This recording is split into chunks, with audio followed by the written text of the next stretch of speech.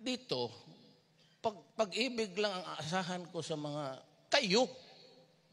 Kasi because righteous, law-abiding, God-fearing. Wala akong problema sa inyo.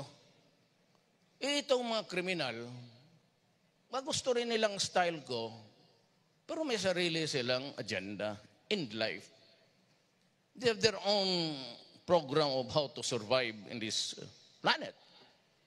Sometimes, ito yung, basta hindi lang, huwag nating paalam kay Mayor. So, they go selling shabu, killing people.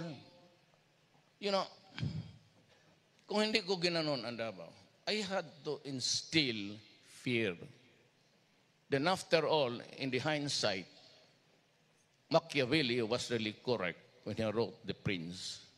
It is not enough, which was really a truism in my lifetime, na pag you govern a society, your elected leader or appointed, whatever, at hindi ka mahal ng tao, wala silang respeto at hindi takot, wala talagang mangyari.